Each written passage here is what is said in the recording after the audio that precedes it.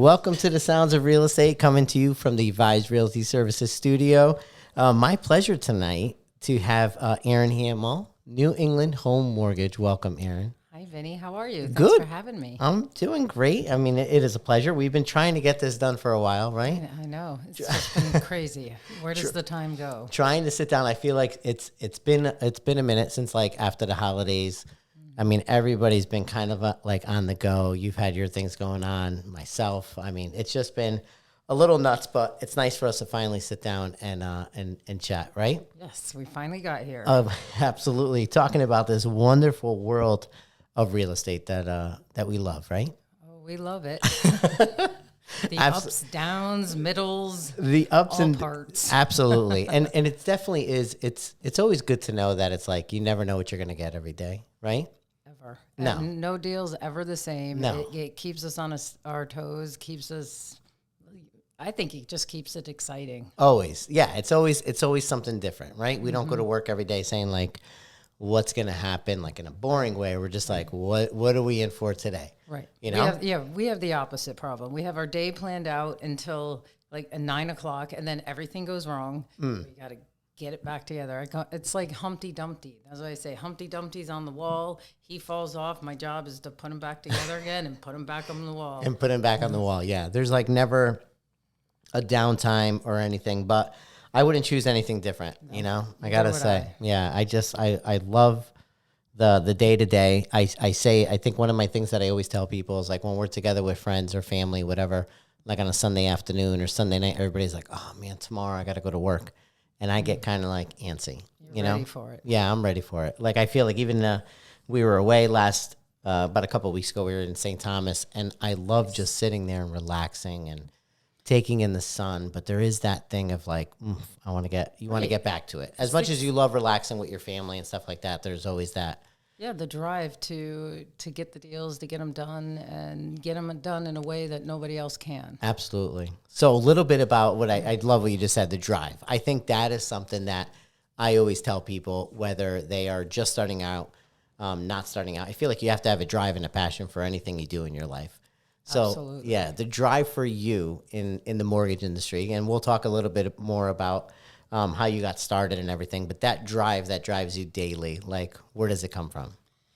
So when I start out in this business, just like everybody, you're feeling your way. You're trying to figure out, your niche, who you are, how to get business, what to do. And for me, what I found, I've been in the business now and going into my 10th year, and what I found is my real passion is to do things that nobody else can do. Yeah. And I think that's how I really have differentiated myself, at least one of the ways, from other mortgage lenders, loan officers in the business. And what I mean by that is that everyone can do a simple loan. Yeah. Right. But not everyone can do it the best way, the right way, and the easiest way. So, you can get from A to B, by 16,000 turns. But I like to do my loans from A as the crow flies. Yeah. And what I found is a lot of it is the preparation of your clients. So when I meet a client, I just don't say run their numbers, hand them a form, and off they go. I really partner with my clients because I find that when I say partner with my clients, meaning I explain to them the process, what I do, and why I do it. Yeah. So education of my clients is a big form of what I do. That way, it just makes the whole process, I'm saying process a lot, but the whole process so much easier because now they're understanding it. True. So when you prepare your clients and you educate your clients, the mortgage process then when you actually start is so much easier because one, they're not fighting you for documents. Two, they're not questioning why. And three is the trust factor. Yeah. And that trust factor in any relationship is so key. So that's really how I've built my business. by partnering with my clients, with my referral agents, developing that relationship, developing the trust. And then the second part really is, I've kind of become known as like the saver of loans. Yeah. And that's just come with experience, basically. Mm-hmm. When agents come to me, I'll tell every agent, we work too hard to get a client, get a deal in place. I will never let that deal fail unless it's something, out of a control, like an appraisal issue or title issue, but not a borrower issue. And the reason is, so as a broker, I work with over 12 different lenders, so I have an option of, moving loans to various lenders. We also have so many different products that helps huge. So if somebody doesn't fit into this little tiny square box, we have options. But really, the third component is how you put together a mortgage is key. And that's understanding the laws. That's actually understanding how to construct a mortgage. It's like putting together a puzzle. Yeah. And there's so many instances that I might see something that another loan officer doesn't see. And that allows me to do a loan where no one else could. So I have a lot of scenarios where it's happened, and that's a big part of my drive is to figure out a puzzle that perhaps no one else could. It is a puzzle. It really is. Like mortgages, real estate transactions, everything. I literally, we had like a catch up today with the agents, and I was telling them, like, in regards to, we do like a lot of commercial also, and commercial real estate to me is a puzzle. You have a building. It's, a lot of people are working from home right now. So these office spaces are kind of like just left for vacant, Right. So what can you fit to put in there? So that's the piece of the puzzle that like we have, but you guys have it on the other side also. Like you have, somebody who wants to buy a house, somebody who has the means to buy the house, but might not have the credit, aspirations or whatever. They might not have the credit, or, they went out and bought a car that put them over their,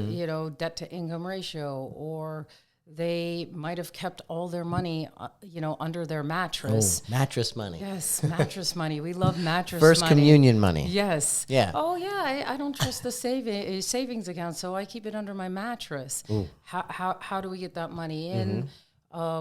There's always to do things, and it's just knowing those laws and then helping your clients navigate that, basically. And that's the thing. I think with anything, like if you sit here and think about, getting your hair done, or, going into a hair salon and saying like, hey, I'm going to get my hair done and I want to do it this color. Like you have somebody who's advising you through the process. You have a hairdresser who's going to say like, use this color and this whatever to make your hair look the way it is. So a lot of people, when they look at real estate, they just look at it and they're like, I don't know what to do, right? Right. So, and you would think, I'm even talking about like 30, 40, 50-year-olds, think that like, hey, I understand the real estate market. Sometimes you'll get phone calls where you literally have to walk them through the process. And I think that's what gets lost a lot in this business is you automatically assume that somebody's going to call you and know exactly what they need to do, right? So I love the fact that we get like first-time home buyers or somebody who wants to sell their home and go buy another home, and you get to like advise them or help them through the whole process. I think that's like one of the main things that. But even people who have been through the home buying process, our industry changes so much and so rapidly. It's probably not the same when they bought 3 or 4 years ago. Yeah. So it's very, very important to have somebody who knows the laws, has options, and then can advise and educate through the process. I love that. So before mortgages, so growing up, let's go back. Oh, how much time do we have? How much do we have? Yeah, we have time. We have some time. So originally, where are you from? So originally from Virginia. Nice. My mom, my grandparents grew up in Milford, Connecticut. My mom met my dad down in Virginia. So that's where we grew up. But I spent summers coming up to Milford, and I loved it. I knew that one day I would be living, working in this town, and so. That's amazing. So your parents lived in Virginia. You guys would vacation here in Milford, Connecticut. Correct. That's awesome. That's cool. Yeah. My grandfather was pretty big in the. He had his own company in dock building and marine construction. Nice. So he built a lot of the marinas in Connecticut. The piece of property that we live on, we're really lucky. It's on Milford Harbor. We grew up with a pile driver in our backyard. He never had boats or anything, but he'd take us out on the pile driver. Wow. And it was just really, really cool. Different from Virginia. Virginia was very metropolitan. I was right outside of D.C. Mm-hmm. So just to have the access to the water and a little town center and a train that can take you into New York, I love it. I think that's what a lot of people, when they, try to knock Connecticut, you really have to try hard not to knock it. Yeah. Once you get past our taxes, there's really nothing. Yeah, like once you get, exactly. I mean, you have like ability to go to New York, Boston, everything. Downtown Milford. Milford gives me like such nice like piazza vibes. You know what I mean? Like a nice area where you go walk around, go eat. I think we talked about it. My cousin Danielo has Strega in the middle. Yeah, it's amazing. We should actually get him on also. But Strega is like and you have Stonebridge down there. You have so many other places where you could just spend like an afternoon into an evening. Right. Which reminds me a lot of Europe. You go out, you have lunch somewhere, you take a walk. Then you have dinner somewhere. Then you end up having like a gelato or something. I love that whole feel, and a lot of Connecticut towns are coming up like that, which is good to see. Yeah. So Milford, school in Milford also, or nope. So grew up in Virginia. Went to school in Philadelphia. Mm-hmm. Philadelphia at the time it was called Philadelphia College of Textile and Science. I was in the fashion design industry. Then I switched over to engineering. Got out. Got a job in Manhattan, lived in Manhattan for a while. September 11th happened. I went through that. And then at that point, lost my job. I had met somebody traveling, so I moved to Spain. I lived in Spain for 6 years, and he was actually in international real estate. So I globe hopped with him. When the Spanish real estate market came down, we moved to Thailand. So I lived in Thailand, Singapore, Hong Kong, Budapest. Wow. And did that off and on for about 10 years. It was pretty awesome.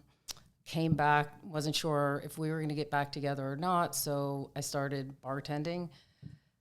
Fell in love with the restaurant business, and so I've done everything from serving, bartending, managing, and then I owned my own restaurant for a couple years. Oh, wow. Yeah, that's right. I think Dallas told me that. Yeah, and the day I sold it was the happiest day of my life. I mean, people think restaurants are glamorous. I mean, it is hard work. Yeah. And it truly does never stop. It's along the same lines as real estate, where people say like, oh, you're dressed up every day, you drive a nice car, and you get to go look at nice houses, and they don't see like the whole. Right. I spent most of my time washing dishes and fixing my ice machine in the basement. It was not fun. But I learned a lot from it. Yeah. And, because you have to have people skills and just talking and making those relationships. So everything I really have done in my life, I feel like has really translated into a skill set that makes me perfect for this job. So pretty much the day I sold my restaurant, I started studying to become a loan officer. I passed my tests and then realized, oh my God, this is a sales job. I can't sell. Well, what am I going to do? My boss at the time, like the training I had was, he's like, go write business. I'm like, I don't even know what that means. And so the turning point for me really was when I realized it wasn't about sales, it was about relationships. Yeah. And I love people, and I love building those relationships. And then once you have their trust, then executing. That's why I love this job, because every day you get to do that. Yeah. That's literally it in a nutshell. Yeah. I love you, Scott. I have like a little bit of the chills. Cause honestly, it is, because I feel like I come from a background of DJing, like, entertainment, weddings, and all that stuff. And that was just listening to people, finding out what they want, and then just letting it happen, making their like most important day magical, right? You know? So then like when I translated to real estate, I started thinking to myself, like, everybody would say it's sales, it's sales, it's sales. But then I just started thinking like, wait, when I was DJing, I was comfortable with like my skill set there. So all I'm doing is trying to apply that and make these people happy. So it's the same thing with real estate. I'm not saying, obviously, it's like a commission-based, business and everything like that. But as long as you're looking out for people's best interests, you're going to do fine, you know, and it sounds like you got that early on, really, really early on, like in your career, which is amazing, you know, which probably speaks to a testament of like how you do what you do in such a way, you know, like you're not looking at it. I mean, of course, we always look at things that like, hey, I need to get this closed in order to, you know, provide and stuff like that. Right. But we're looking at it as, it seems like you're looking at it the same way. Absolutely. Adapting the mindset of like, I need to really take care of these people, do what I need to do, won't stop until it gets done. And that's how like you become successful in this. And you just get it, it seems like, you know. It's so true because, listen, everyone wants that easy loan, that easy deal because it is nice to sleep at night.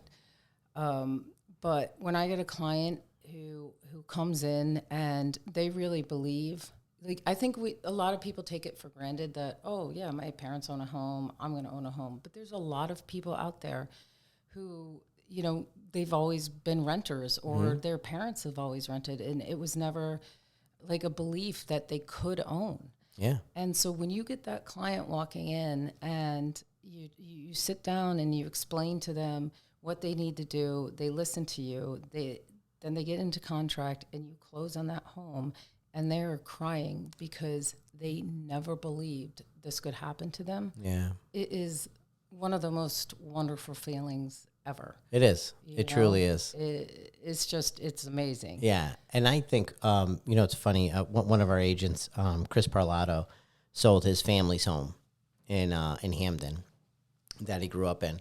So at that time, it was like 6 or 7 months into opening up the brokerage. And it was like, it had been a while since I had been to a walkthrough, you know, just because it's like you're taking care of a lot of things and you're not there. And I just like, he went away on vacation. I had to like cover the walkthrough.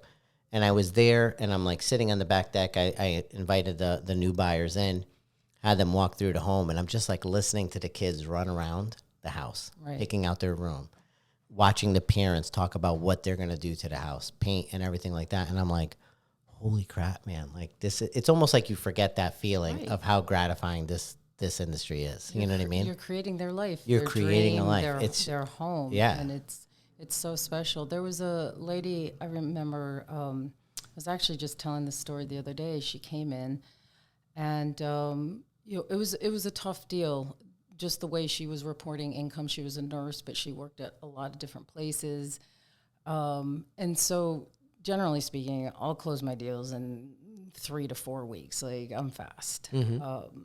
Just because A-type personality, I get my list. I want to cross it off. I want to get it done. Yeah. I kind of challenge myself too all the time to see how quick I can get them done. But with hers, it was about a 4-month period. And I remember at one point, you know, she was just sobbing on the phone, and she truly believed it was never going to happen. And I told her, I said, listen, you know, I talked to our agent. The seller's going to give us some more time to get this done. I know I can do it. Can you hang in there with me? And she's just like, I don't know. And she's crying, and she's like, you know, so she leaves. She calls me up about 10 minutes later, and she said, you know what? If you believe in me, I believe in myself. I can hang in, you know, I'll hang in, and we'll get this done. I said, that's all I need. Just stick with me. And when we closed, it was an amazing day because, you know, again, she just like, I never believed. Everyone my whole life told me I could never do this, or I needed a man to do this, or, you know, I just wasn't good enough. Wow, man. That's yeah. Yeah. And to put her in that home, it was like tears of happiness, you know. That's amazing. That's really is. Cool like, story. it just, yeah, it really is. Like, you change people, literally, like, just out here changing people's lives. Yeah. And the more and more, like, I think that people, I mean, I know there's a lot of buyers that get discouraged because of everything that they see. The high, you know, the interest rates, the, you know, getting beat out multiple offers and having to pay over asking and stuff like that. So, I mean, what's your, like, you know, I know what we tell people when they come in, but like if somebody comes to sit down with you and they're like, hey, Erin, you know, I want to buy, but I'm so worried. You know, I saw that, you know, my buddy put in like 7 offers and got beat out and everything. Like, what's your answer to them as far as like how to navigate themselves through like these tough times? So my first thing is it's patience, right? So again, would you educate your client on what they're going to go through, then I think people naturally they're not going to get as disappointed because they're going to know, okay, I need patience. It's a tough market. There's not a lot out there. Secondly, preparation. I'm a huge believer in preparation. So many people will come to me and they're scared, right? They're like, I don't know if I can do this. I don't want to look at my numbers. I don't want to look at credit. And there maybe it's the fear of failure, right? I heard a statistic once that we spend something like 85% of our time worrying. And what does worrying do? It causes paralysis. Yeah. So instead of worrying, let's spend 85% of that time preparing. And once we prepare, we put a plan in place. And that causes excitement. And so instead of having people go out being, upset and down about it, they understand that, okay, now I've prepared. I'm in the best place that I could be. Now I just have to have patience, for the right house to come up. And I tell everybody this. It's a little bit like, for women, a wedding dress. When you put on that wedding dress, the one that makes you cry, is the right one for you. And in my 10 years of doing this, I've never had a client come back to me and say, you know what, I bought this house, but I wish I would have bought that house.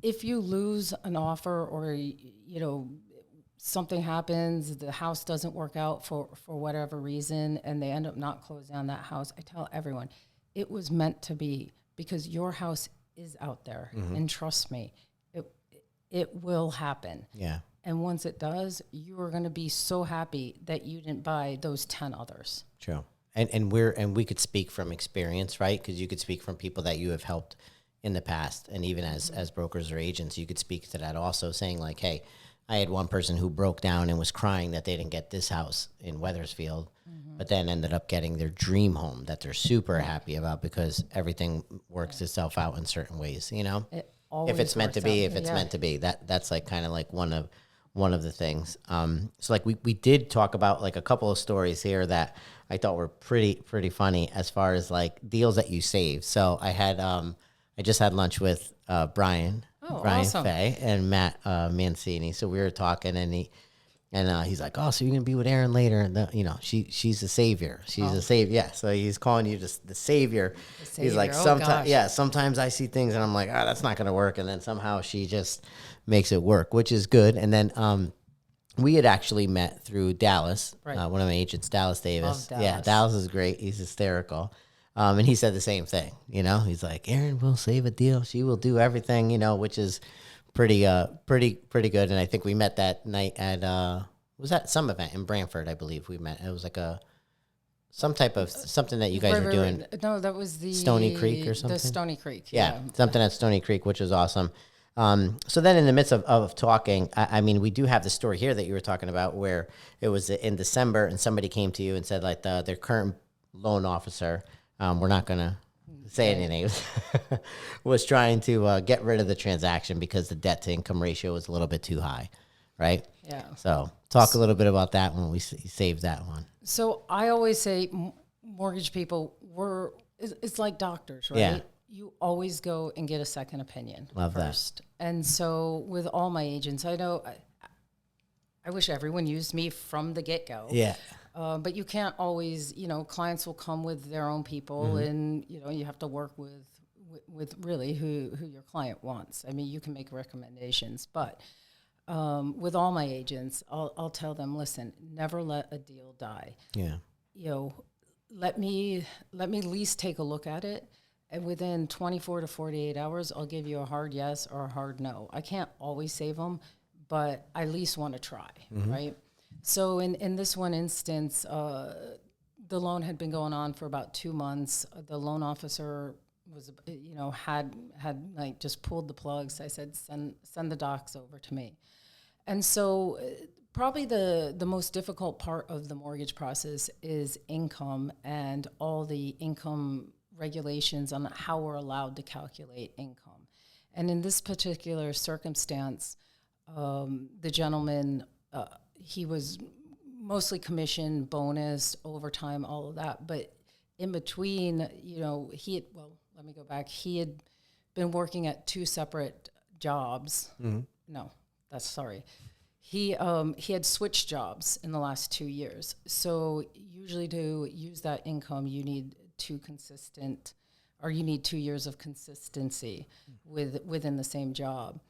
And to top it off, he had switched totally different professions, like car salesman to, I forget the where he had come from. But long story short, what I did was I got all his information together. I made, I made, what's the word I'm looking for?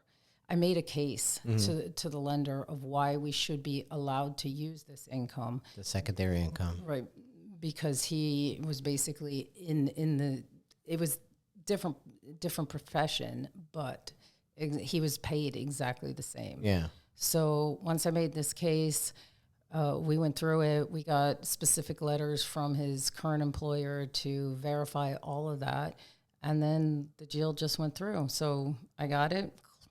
10 days later, we closed it. I got to tell them on Christmas Eve that they had the clear to close, and that was a very fun Christmas present. I love that. See, and I think that's like speaks to volumes to like never leave do not leave like any stone like unturned. You go in, try to figure out the best you could do for them, and then at least at that point, your client or your buyer can never say like, oh, maybe we should have did this. Like if it's not going to happen, it's not going to happen. Right. You tell them like, hey, here's what you need to do in order to come back and get it.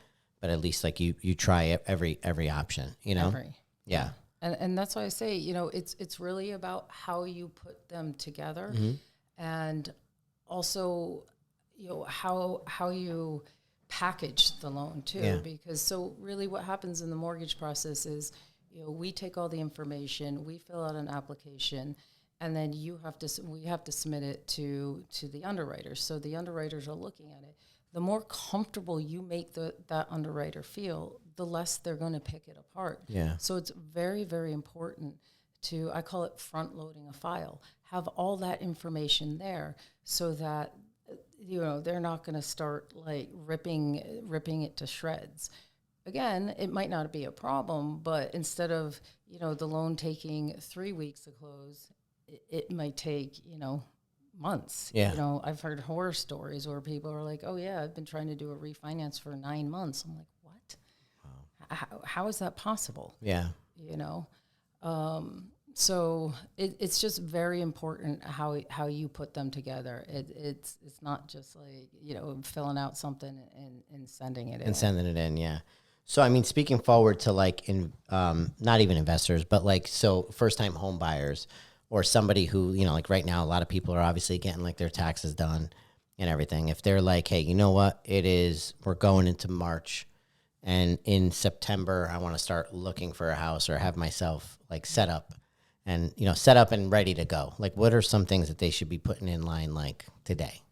Like, well, in doing their taxes and stuff, like what should I be? Yeah. So I always tell people it's a great idea to reach out to a mortgage professional 3 to 6 months before you really want to buy, because then that gives us time to prepare them and to fix any potential problems, because they might think they're in a good situation, but they're not looking at it through the eyes of a bank or a lender. So I know what they're looking for. So I love this time of year, especially for self-employed people, because I tell everyone, okay, listen, you can prepare your taxes, don't file, but send them over to me. And then if you want to, at that point, adjust things, so maybe you qualify for more, I can help you. So with self-employment income, the way it works is, the accountant's over here, I'm over here, and we're at odds, because your accountant's trying to make you pay the least amount of taxes possible because that's his job. But unfortunately, mortgage guidelines dictate that, we can only qualify the person on that self-employed person on what they're actually paying the IRS. So let's just say you made 100,000, but then you wrote off all your income down to say 25,000, which you're allowed to do by IRS regulations. But I can only then qualify you on that $25,000. So by writing everything off, you maybe just took yourself out of being able to purchase a home that year. Yeah. So I like to help all my self-employed people prepare. And even if it's something like, okay, well, yeah, for financial reasons, you have to do it this year. Well, let's look at it in the light that, okay, in another 10 months, you're going to be filing your next return. So maybe we can have a compromise this year to get where you want to be next year. Like a plan of action. Exactly. Which is good. I think that's one thing that I know a lot of people just say like, oh, put it off. But like anything else, it's like, not bite the bullet, but almost say like, all right, what is our plan of action for going forward and how can we make this work? Right. So let's talk to somebody and figure it out. You know, I love that. I think that's like an excellent scenario for a lot of people, because that way you know what you're up against. And then if you have to doing all that, I mean, you could tell me more about that, but like doing all that, getting all your information out there, it's also going to, like, if something comes up, you could say like, hey, you need to fix A, B, and C. Right. If you want to be ready. So then you start working towards that. Right. You start saying like, hey, let's pay this stuff off in order to get ready for September or something. People will come to me all the time and say, oh, well, I just paid off all my credit cards, or I'm going to do this. And I'll tell them, like, wait. Yeah. You might not need to do that. Mm-hmm. Instead of saying paying your credit cards off, it might be better that you save that money for your down payment or your closing costs. So that's why it's just so important to understand what we look at and what we need to qualify people. Because I think a lot of times people hear things. I mean, they read things, they hear things, and, everybody, Joe Schmo, did his mortgage, last year. So now he's, telling this client. But everybody's financial situation is different. True. And everybody's goals are different. So that's why every time it's a unique situation, that it's really important to look at somebody's financial health from a whole perspective, to figure out really, how does this fit into their plans? Yeah, I love that. I think that's so incredible. I really do. I love, like, the fact that you look at it as a way of just helping. It sounds like you really look at it as like, you know what, I really just want to help these people and do everything that I could in order to, like, get it done and get them into their dream home investment or whatever. And one which of the things awesome. that I think that's also really important that I find that a lot of mortgage people don't do is one of the first questions after I'm running through numbers with somebody is say, hey, realistically though, and I ask this question just to kind of establish our baseline. Do you have an idea about where you're comfortable in a monthly mortgage payment? Because I might be able to qualify you for X, right? But you might not really want to pay that every month. And then when you know how it is, you start looking at homes, it becomes a very emotional process.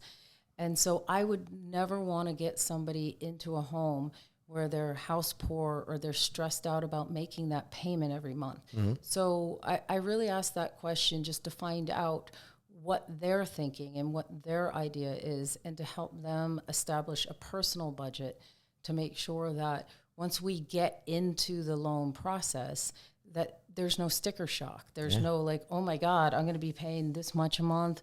So I'm very aware of when I'm qualifying people. Everybody's different. Some people just want to know, oh, what's the highest I can qualify for? Or I don't care. I'm just going. Other people really have a budget in place. And so it's really important to keep that in mind too, that, I tell everybody, you're going to be paying this, for the next 360 months of your life or until you sell the home. Yeah. So they got to be comfortable with that. Yeah. Really true. I think that's I think that's a great way to put it, because a lot of people don't think that way, and they just put somebody into it, and then 3-6 months down the road, somebody who's purchasing is thinking like, man, why didn't my lender tell me that? Or why didn't my broker or agent tell me that? You know, I think that's really important. So absolute favorite transaction that you've ever done. Like what I could honestly say, like even me, for me to sit here and say like which one was my favorite. I have a couple. I mean they all are, because I feel like once they get to the end, you're happy that everybody's happy. But as far as like a favorite one that like kind of sticks out, that one that you're just like, man, that one felt good. It seems like all of them do. Yeah, like I gotta say, like getting that I from you, like it feels like you really like put a lot. Right. So one of the other ones that I like that I saved was there was an agent who, she called me up. She said, "Hey, Erin, can you take a look at the situation? You know, the lender a couple weeks ago told us that we were going to close on the loan. So my people packed up, moved out. They're living in a hotel, waiting, you know, to move into their new home." Mm-hmm. And he just called me a couple days ago and said, "Oh, they don't qualify anymore. The deal's dead." Ooh. And these people already sold their home, living in a hotel, incurring those expenses, and now they're told that, you know, they can't buy a home. I said, "Okay, come on, bring it on. Let me figure this out." Because first of all, I don't know why anyone would say, "Oh yeah, we're done, move out of your home," when you don't have the final approval or clear to close. Like, you never do that. Yeah. Like in this business, you like until it's signed on the dotted line. It's not over till it's over. No, right? So that one was pretty special, because I looked at it and I realized the problem was they had some student loans that were going to go back into repayment, but yet for some reason the prior lender wouldn't let, and they were small student loans. It was only about $7,000, but because they weren't in a repayment phase, they couldn't put a monthly value on it. So they just said, we can't do this loan. I said, okay, that makes no sense to me. Yeah. We always can pay off debt at the closing table. I said, so I sent it to one of my lenders. I said, "Look at this. Am I missing something here?" She's like, "No." So I'm like, okay, well, we can just pay the debt off at closing. And then it came through, and I said, well, why don't we just apply like a 0.5% payment to the student loans like we were allowed to do through Fannie Mae? Would you guys accept that? "Oh, yeah, sure." Okay, done. No way. And closed in, I think that one took about a week. And so that went from like bad to like, holy moly. Right, because I felt so bad for these people living in a hotel, and they didn't really have the money to like keep paying, you know, all these hotel fees, and I mean, I don't know. So that one was great. I really like that one. I love it. The wins are always good. Yeah. And for speaking about wins, I mean, one of the things I just thought about when I came when we first met, you and I had a conversation about you had come up to me at the event that we were at, and I thought Dallas had like put you up to it or something, because you came up when we started talking about Napoli, the soccer team. And I'm like, how do you like Napoli? Like, this is unbelievable, you know? So speaking of big wins, I mean, we know last year they won the Scudetto. This year they're having kind of like a tough season. I heard you got a new coach. We got a new coach. We went through 2 coaches already. Okay. Yeah, so new coach in the beginning of the season, and then now we're on our second for the year, which is kind of tough. Yeah, I don't know. The team's just not vibing together. Something. It might be the championship hangover, what it's called, you know? But it is what it is. So it's pretty cool that we're both cheering for Napoli. And how did that come about? I forgot you told me that. You're in Italy or? No, so my ex-fiance that I moved to Spain for. That's right, That's where I really got into soccer. And he was a Manchester United fan. So I'm a diehard United fan. Yeah.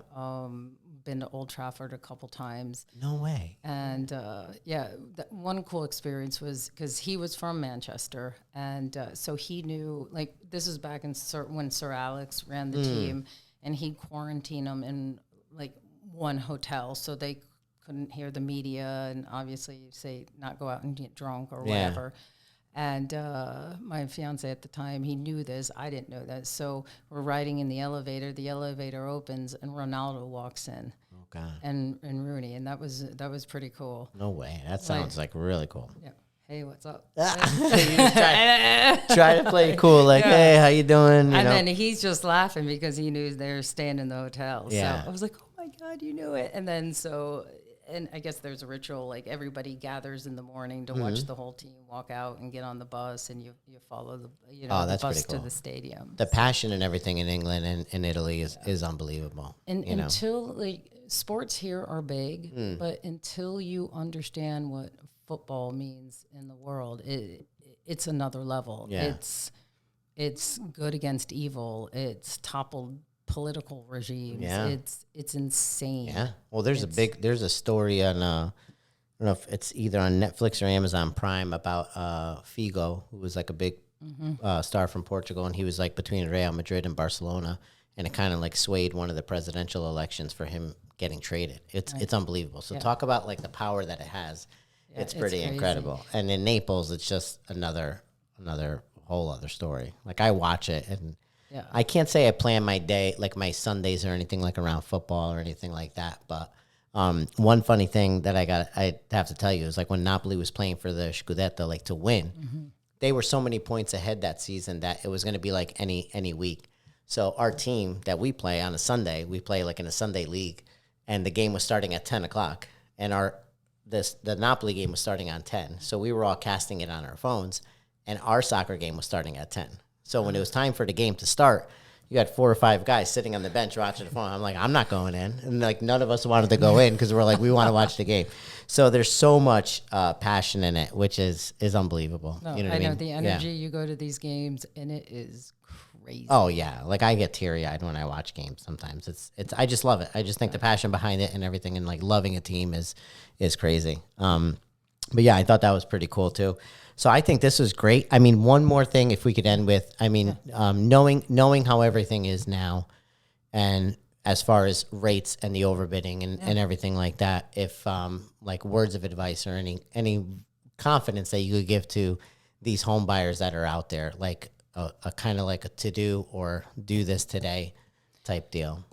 So I feel like I tell everyone it comes down to the numbers. So don't be afraid about the rates, right?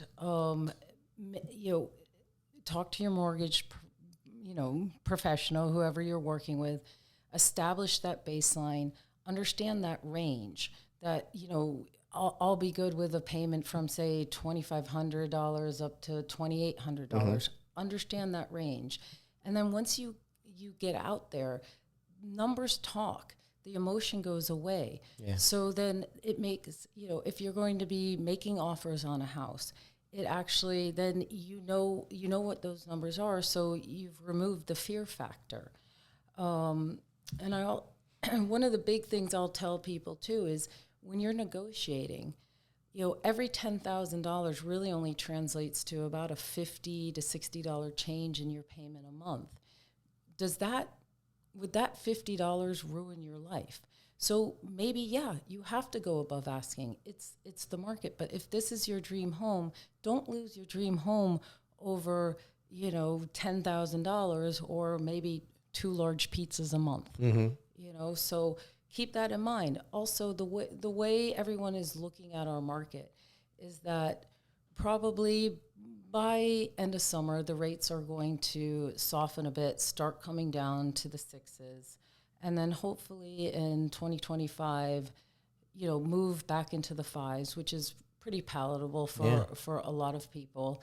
And we can always refinance you. So, just keep that in mind that, the price is going to be the price. Make sure you're buying a home that, with your real estate agent, they've done the comps, and it's worth it. Now it's all down to supply and demand. We have a housing shortage in this country. These prices aren't really coming down. No. It's the macroeconomics of the thing. So this is your home. This is your investment. You find that home that you love. Make sure the numbers work, and then hopefully the rates come down. We can refinance you and go from there. Yeah, I love that. I think that's another way of looking at it too, is like instead of purchasing a home, you're investing in a home, right? Exactly. So now flip the script a little bit as far as like being a homeowner, looking at a house and saying, I'm going to buy this house. think of it as an investor. You know, as an investor, we go look at property and we say, this brings in X amount of dollars. This is how much I'm going to pay for it. So for you as a homeowner, start looking at it that way. Yeah, I want to buy this house. I want to raise a family here. I want to make my life here, but I'm investing. I'm investing in this. Is this going to be a value add for me? Is it something that's going to appreciate over time? Like, so when you start thinking about it that way, then you start running numbers and you're like, all right, if I don't get it, I don't get it. It's a bad investment rather than being a bad purchase, you know? Yeah. And so I try to think about it. I always say, you know, why pay, you know, when you're renting, you're paying somebody else's mortgage. Why pay somebody else's mortgage when you don't have to? I have a couple. They started looking. I probably pre-approved them over 2 years ago, and they were unhappy that the rates were in the 5s at that point. Well, they never, you know, they were waiting, and look what's happened. You know, the rates just got higher. They kind of missed the boat, and then in that time, they've spent over $70,000 in rent, and that could have been, you know, principal into their home. So if you're too afraid to, you know, jump into the game, you're always on the sideline. Yeah. So I think that's my advice. Be patient and prepare. Yeah, and education. And education. Educate yourself also. Yeah, exactly. Awesome. Well, this was so nice to get together finally. I mean, it's been a while that we wanted to get together, like we said in the beginning, but awesome. Just take a look at that camera, let people know where they can find you. Hi, everybody. Erin Hamel, New England Home Mortgage. Call my cell phone, 203-400-4490. Yeah, we'll have all your information down here, guys. Again, Erin Hamel, New England Home Mortgage. Thank you for tuning into the Sounds of Real Estate. See you again next time.